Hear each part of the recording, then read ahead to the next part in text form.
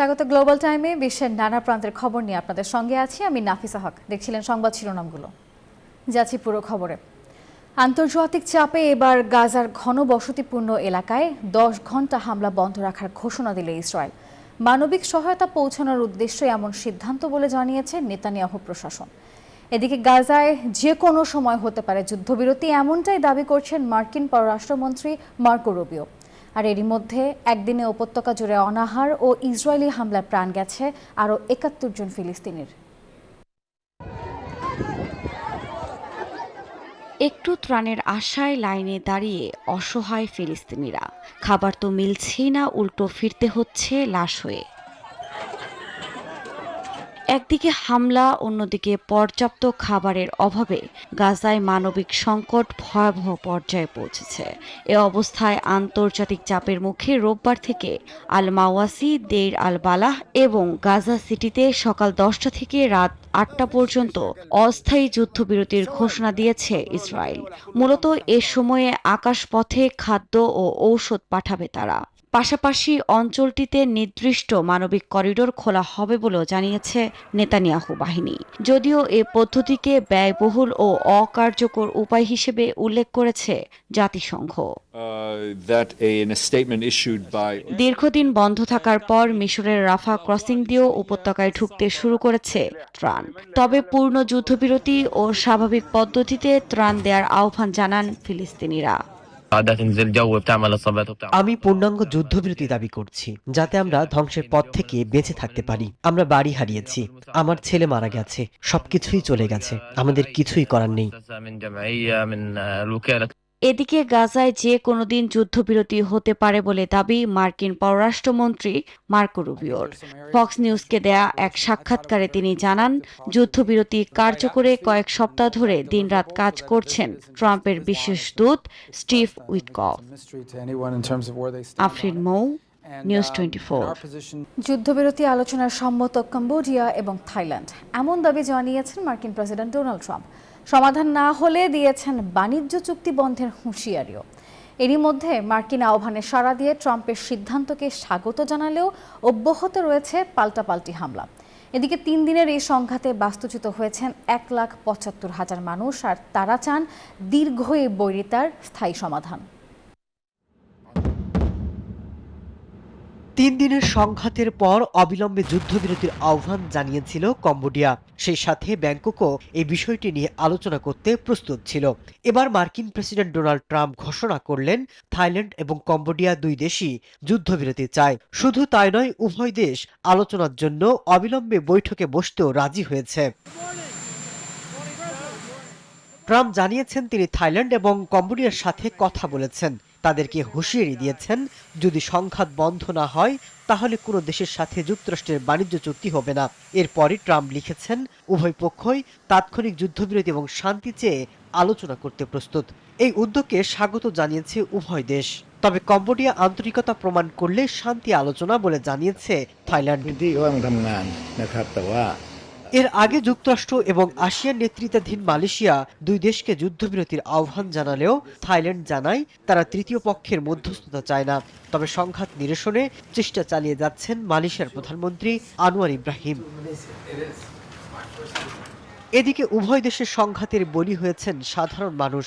বাড়িঘর ছেড়ে আশ্রয় নিয়েছেন নিরাপদে। তথ্য বলছে, এরই মধ্যে বাস্তুচ্যুত হয়েছেন অন্তত 1,75,000 মানুষ।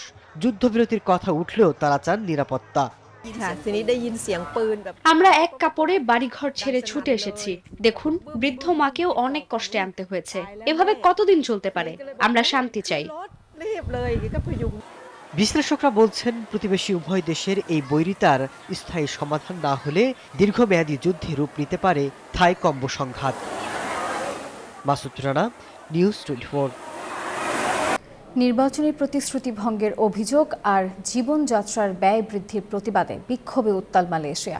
প্রধানমন্ত্রী আনোয়ার ইব্রাহিমের পদত্যাগের দাবিতে কুয়ালালামপুরের রাস্তায় নেমেছে হাজারো মানুষ। আর এই আন্দোলনকে সমর্থন জানিয়ে বিক্ষোভে অংশ নেন শতবর্ষী মাহাথিরও। জীবনযাত্রার ব্যয় বৃদ্ধি নিয়ে সরকার বিরোধী ক্ষোভে ফুঁসে উঠেছে মালয়েশিয়ার সাধারণ মানুষ। শনিবার কুয়ালালামপুরের রাস্তায় জড়ো হন 18,000 বিক্ষোভকারী। দাবি ওঠে প্রধানমন্ত্রী আনোয়ার ইব্রাহিমের পদত্যাগের। সংস্কারের প্রতিশ্রুতি দিয়ে 2022 সালের নভেম্বরে ক্ষমতায় আসেন আনোয়ার ইব্রাহিম। সরকারের রাজস্ব বাড়াতে তার সরকার সম্প্রতি বিক্রয় এবং সেবার উপর কর বাড়িয়েছে, ঢেলে সাজায় ভর্তুকি খাত। জনগণের একাংশের আশঙ্কা এসব পদক্ষেপের কারণে নিত্যপণ্যের দাম আরও বেড়ে যেতে পারে। আমি শিক্ষার্থী হয়েও রাজপথে নামতে বাধ্য হচ্ছি। দিন দিন মূল্যস্ফীতি বাড়ছে, অর্থনীতিতেও ভঙ্গুর দশা। আমাদের ভবিষ্যৎ কি? ব্যয় বৃদ্ধি নিয়ে উদ্বেগ সামাল দেওয়ার চেষ্টায় চলতি সপ্তাহে আনোয়ার নগদ অর্থ বিতরণ, দরিদ্র পরিবারের জন্য বর্ধিত সাহায্য এবং জ্বালানির দাম কমানোর প্রতিশ্রুতি ঘোষণা দিলেও বাড়ছে জন অসন্তোষ। চলতি মাসে 100 বছরে পা দেওয়া সাবেক প্রধানমন্ত্রী মাহাথির মোহাম্মদ সমাবেশে যোগ দেন। আনোয়ার তার ক্ষমতার অপব্যবহার করছেন বলেও অভিযোগ করেন তিনি। যারা নিরপরাধ তাদের অভিযুক্ত করা হয়েছে, যারা অপরাধ করেছে তাদের ছেড়ে দেওয়া হয়েছে। এদিকে পরিস্থিতি নিয়ন্ত্রণে রাখতে রোববার কড়া নিরাপত্তা ব্যবস্থা নেওয়া হয়েছে কুয়ালালামপুরে। মাসুদ রানা, নিউজ 24।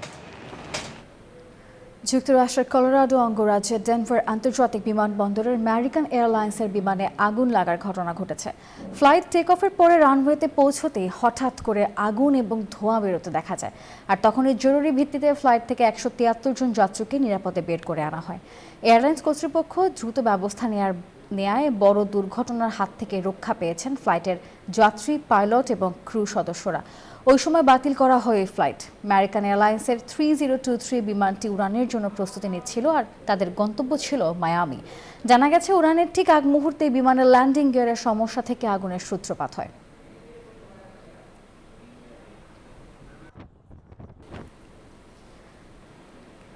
বর্ষা শুরুর সঙ্গে সঙ্গে ভারতের পশ্চিমবঙ্গে ডেঙ্গুর প্রকোপ নতুন করে উদ্বেগ বাড়াচ্ছে। রাজ্যের 16টি জেলায় ডেঙ্গু সংক্রমণ ঊর্ধ্বমুখী। এসব জেলায় মোট আক্রান্তের সংখ্যা 2500 ছাড়িয়েছে। সবচেয়ে বেশি আক্রান্ত হয়েছে মুর্শিদাবাদে, আর এরপরই রয়েছে কলকাতা, উত্তর 24 পরগনা, হাওড়া, হুগলি এবং মালদা। কলকাতায় ডেঙ্গু আক্রান্ত হয়েছে 167 জন, উত্তর 24 পরগনায় 356 জন। রাজ্যের স্বাস্থ্য দপ্তর জানিয়েছে প্রতিরোধে সব জেলা প্রশাসনকে সতর্ক করা হয়েছে।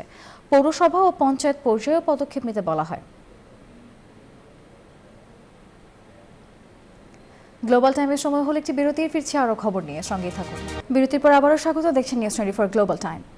নিউ ইয়র্কের ফরেস্ট হিলসে দাঁড়িয়ে থাকা একটি দোকান যেন সময়কে থমকে দেখেছে। 100 বছরের পুরনো এডি সুইট শপ এখনও আকর্ষণ করছে ছোট বড় সবাইকে।